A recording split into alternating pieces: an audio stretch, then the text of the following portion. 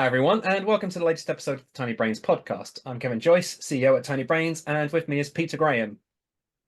Hello all. Peter Graham also works at Tiny Brains. I missed that bit off, but you Thank get you. it. Cheers for adding that. Thank you. So for those of you who are new to this podcast, basically what we do is we look at the top stories from XR from the previous week and give our, a little bit of opinion, a little bit of analysis on what's going on in the industry. And as always, we're going to start with some hardware news. And this week we're starting with Meta. We are indeed, and it's hardware news. Last week we talked about it was the AR headset that's rumored to be coming later this month at Meta Connect, and now there are new rumors of an ultralight headset. The information has been reporting that yes, Meta Quest Pro 2 has been cancelled. It was codenamed La Jolia or Jolia, maybe. And the new Quest headset, new headset has been greenlit by the powers that be, and that's codenamed Puffin. Now, the main thing with this new headset is that, as I said, it's going to be ultra light. Supposedly, it's going to be under 110 grams. What do you make of So that? this is not the Meta Ray-Ban glasses. This No, is not the Quest 3S. This is no, not the Quest Pro 2. This no. is a fourth, fifth, sixth pillar. I don't know. Where does it lie? Something like that. Yes, yeah. They have lots of R&D projects in the works. Many of them won't come to fruition, but supposedly this is one that's going to maybe see the light of day. So obviously, Meta, we love your hardware, but there's only so many heads we have. So just keep that in mind, okay? Yeah, yeah. So some of the rumors that have circulated are that it's going to be an opaque VR style headset. So you can think glasses more than like a Quest with pancake lenses, which are all the new rage. And one of the big reasons for getting that weight down quite under 100, well, around 100 grams, is that it's going to be a puck design. So all the battery, all the processing units is going to be on a puck, which we have seen on numerous other devices, haven't we? So This feels like it's I mean, we haven't seen it yet, so we have no. no idea, obviously. It's just rumors. But it feels like for me, it's walking down the path that Magic Leap may or may not have decided to go at some point. That's what it feels like to me. And supposedly there's going to be no controllers. So very much like Apple Vision Pro, it's all going to be hand gestures. Well, I did say on this podcast, no, it was in a LinkedIn article at the start of the year that one of the technologies that I think is going to be boosted significantly this year is hand tracking and gesture control.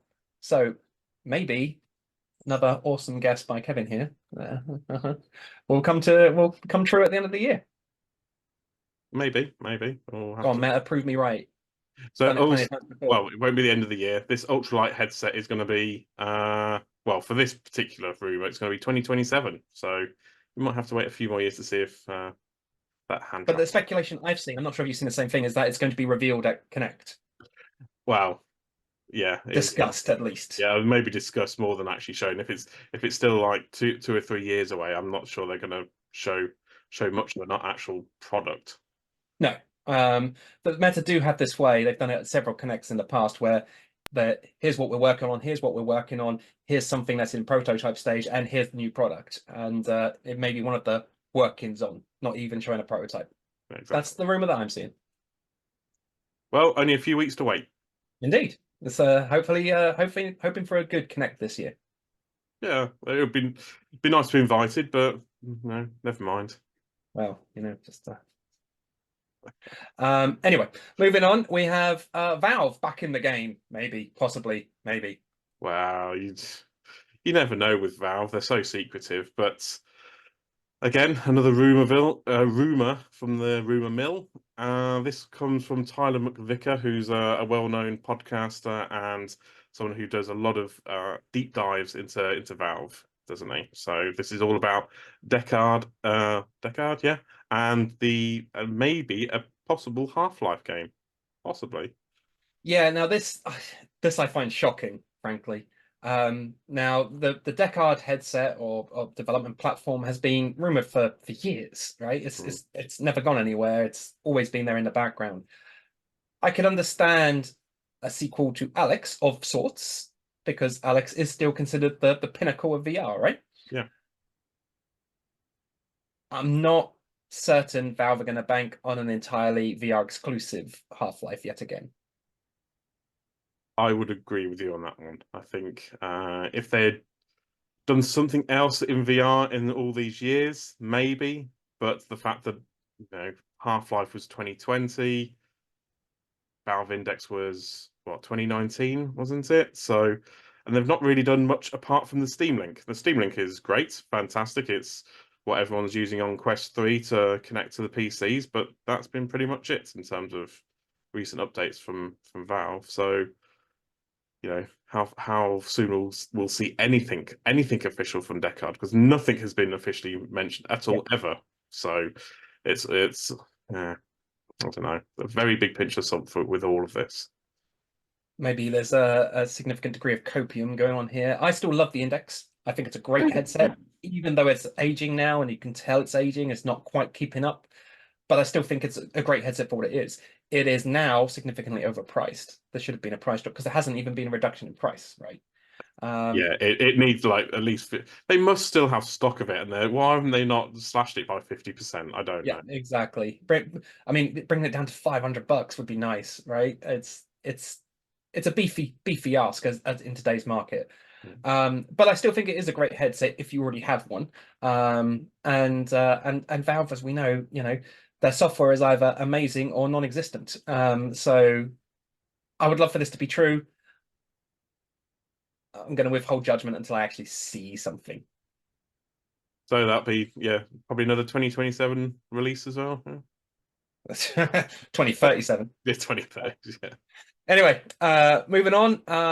The Meta Horizon Worlds. This is a weird one. I don't know much about this. What's going on, Pete? Yes, it was a real brief news announcement from Meta mid last week that their metaverse, Horizon Worlds, which was previously 13 and up, is now going preteen. So they'll be allowing 10 to 12-year-olds to access the Horizon Worlds platform.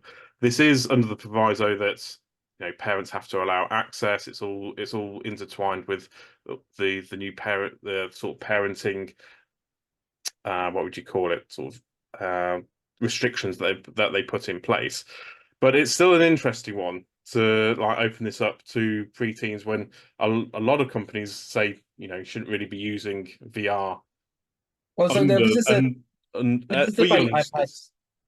Sorry, Sorry. this is a debate I've had many times in my time in VR. I'm sure you get the same thing, Mm. where parents come to me and say, "My kid can't do this because it says 13 plus on it," and I have to explain, "No, it says 13 plus on it because that is the restriction that Meta has put on because Facebook is 13 plus.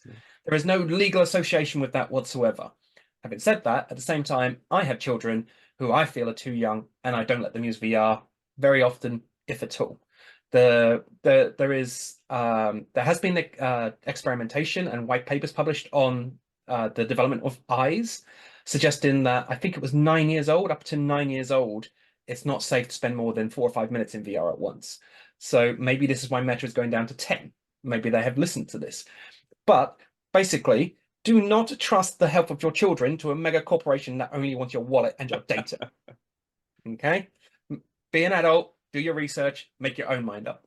And also, if you do use Horizon Worlds quite a lot, do you want 10, 12-year-olds running around in there? Is it Oh, that doesn't bother me. VR should be for the- everyone. I'm more concerned about the health of our children.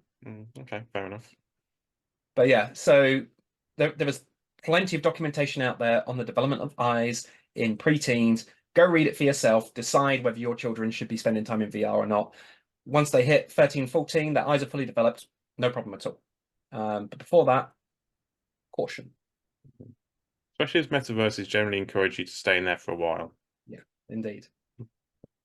Okay, so moving on, we have Surreal Touch Kickstarter. This is controllers for a controllerless device. Yes. So Apple Vision Pro. Apple doesn't want controllers on its device. It never developed any, and it was all hand tracking, as we've spoken about many times before. So another company called Surreal Interactive have launched a Kickstarter for Surreal Touch, which are they're going to be controllers for your Apple Vision Pro, and you can currently go on Kickstarter and back them if you really want some controllers. So my take on this is that in order to get controller support on the Apple Vision Pro, they need an SDK for developers who create content for the Apple Vision Pro to use these controllers, right? It's not just going to be plug and play. It's not going to work with everything. It needs to be supported by the software. Hmm. So not only do they need to get funding from people who want to buy this product, but they need to get support from developers who are creating content for it. And the majority of developers are going to be creating content for a controller-less device. So is it going to work? Wow, this is it. I've not looked into the nitty-gritty of it all, but you're quite right. There are games on AVP which may suit, which they may try and collaborate with. I think it's maybe Synth Riders on there, some of those sort of rhythm action games, which would, work far better with a controller than with hand tracking. But again, that's a very niche market, isn't it? Just for a few the odd game here and there. So on this one, I would really like to hear out from anyone watching this that has experience in this field. Do you think this is a good idea? And if so, are you backing the Kickstarter? Do you think this Kickstarter is going to work? Please do reach out. Let me know. This is a subject I'm really interested in. Controllers on the Vision Pro. Mhm. I swing back and forth on whether it's a good idea on basically like a daily basis. So please reach out. Let's have a chat. And wrapping up for this week, as we always do, with some gaming news. Marvel Powers United. I mean, this one Oh, was quite hilarious to me. well, there was so much gaming news to choose from, but I just love this bit.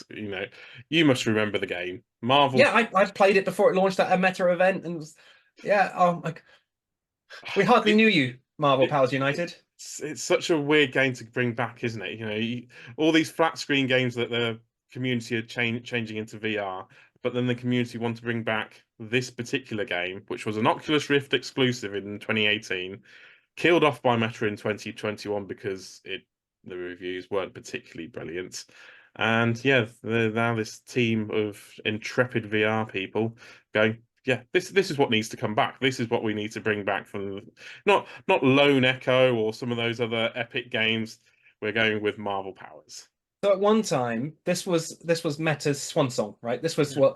This is the one that's going to going to break us into the mainstream. The same way that Medal of Honor was at one point, and they've had all the and Grand Theft Auto, which um, they keep having these big hitters, these big IPs. They're like, this is going to be the one. This is going to be the one. This, and they never have. They've never made it, right?